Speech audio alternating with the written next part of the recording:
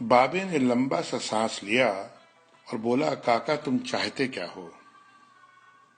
میں نے عرض کیا کہ واقعی آپ کو سونا بنانا آتا ہے؟ بابے نے خالی خالی آنکھوں سے مجھے دیکھا اور کہا، ہاں میں نے جوانی میں یہ ہنر سیکھا تھا۔ میں نے عرض کیا کہ کیا آپ مجھے یہ نسخہ سکھا سکتے ہیں؟ بابے نے میری طرف گھور کے دیکھا اور کہا کہ تم یہ سیکھ کے کیا کرو گے؟ میں نے عرض کیا میں دولت مند ہو جاؤں گا۔ بابے نے زوردار قہقہہ لگایا اور کافی دیر تک ہنستا رہا۔ جب وہ ہنستے ہنستے تھک گیا تو بولا، تم دولت مند ہو کر کیا کرو گے؟ میں نے جواب دیا، میں دنیا بھر کی نعمتیں حاصل کروں گا۔ بابے نے کہا کہ چلو یہ نعمتیں تمہیں حاصل بھی ہو گئیں تو پھر کیا کرو گے؟ میں نے جواب دیا، میں خوش ہوں گا اور مجھے سکون ملے گا۔ اس نے مسکراتے ہوئے میری طرف دیکھا اور کہا، گویا تمہیں سونا اور دولت نہیں، سکون چاہیے۔ میں خاموشی سے اس کی طرف دیکھتا رہا اور کافی دیر تک خاموش گھورتا رہا۔ بابے نے مجھے جھنجھوڑا اور کہا، دراصل تم سکون اور خوشی کی تلاش میں یہاں آئے ہو۔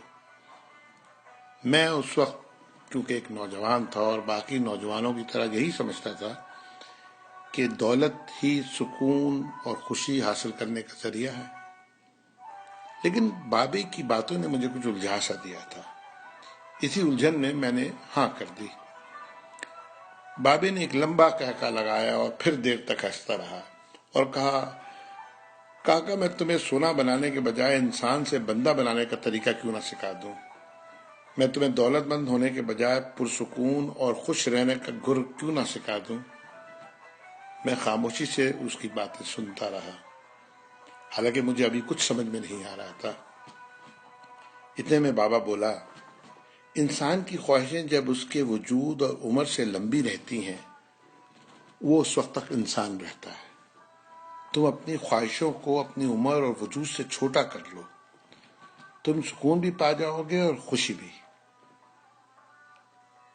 اور جب تم خوشی اور سکون پا جاؤ گے تو تم انسان سے بندہ بن جاؤ گے۔ مجھے بابے کی باتیں بالکل سمجھ میں نہیں آ رہی تھی اور بابے نے میری یہ پریشانی بھانپ لی تھی۔ بابا بولا، تم قرآن شریف پڑھو۔ اللہ تعالیٰ نے خواہشوں میں لتھڑے ہوئے لوگوں کو انسان کہا ہے اور محبت میں رنگے ہوئے آزاد لوگوں کو بندہ۔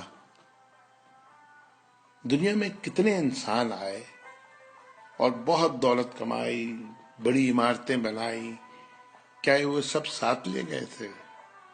کیا سب وہ خوش تھے؟ تم بھی کیا خوش ہو؟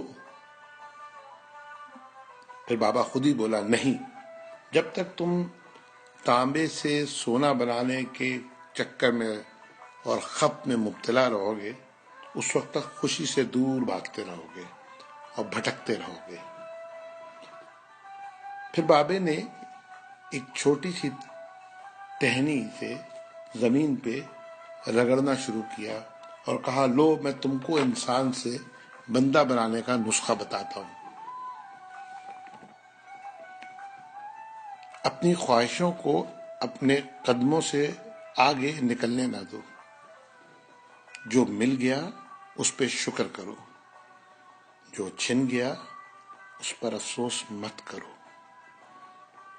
جو مانگے اسے دے دو، جو بھول جائے اسے بھول جاؤ۔ دنیا میں بے سامان آئے تھے اور بے سامان ہی واپس جاؤ گے۔ سامان جمع کرنے کی فکر نہ کرو۔ جسے خدا ڈھیل دے رہا ہے اس کا کبھی احتساب مت کرو۔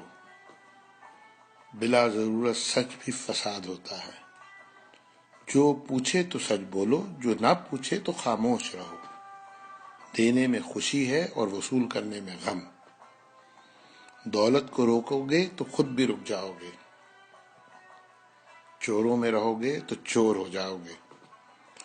اللہ راضی رہے گا تو جگ راضی رہے گا، وہ ناراض ہوگا تو نعمتوں سے خوشیاں اڑ جائیں گی۔ جب تم عزیزوں، رشتہ داروں، اولادوں سے چڑھنے لگو تو سمجھ لو اللہ تم سے ناراض ہے۔ جن سے تمہیں نقصان پہنچا ہو اور مزید نقصان پہنچنے کا اندیشہ ہو ان سے کنارہ کشی کر لو، ان سے بدلہ لینے کی فکر نہ کرو، کیونکہ سب سے اچھا بدلہ اللہ کا ہے۔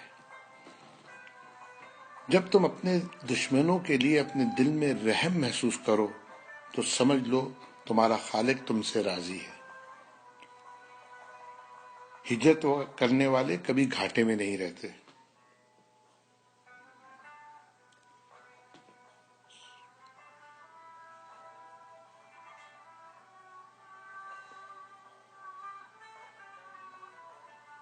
بابے نے پھر میرے کندھے پہ ہاتھ رکھا اور کہا، جاؤ، بس ایک چیز کا دھیان رکھنا، کبھی کسی کو